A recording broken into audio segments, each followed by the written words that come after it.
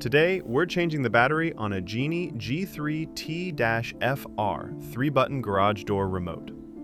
This is a compact Visor-style remote with 3 buttons, making it useful when you need to control more than one compatible Genie opener.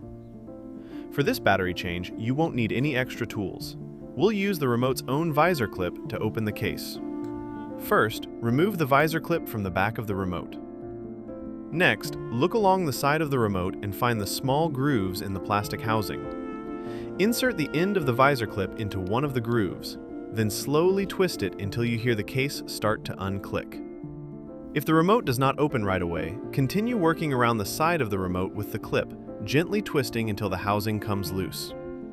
Once the remote is separated into 2 pieces, carefully remove the circuit board from the housing.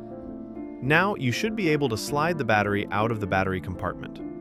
The replacement battery for this remote is a CR2032 battery.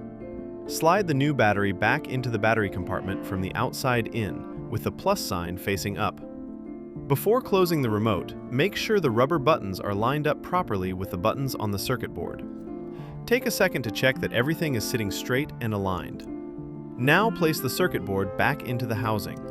Put the 2 pieces of the remote back together and press them until they click snugly into place. After that, slide the Visor clip back onto the remote. Now test the remote to make sure it works. That's it! Your Genie G3T-FR remote battery has been replaced. This part of the video shows the documentation that came with the remote. You're welcome to pause the video at any moment and take a screenshot if you need it for future reference. Thanks!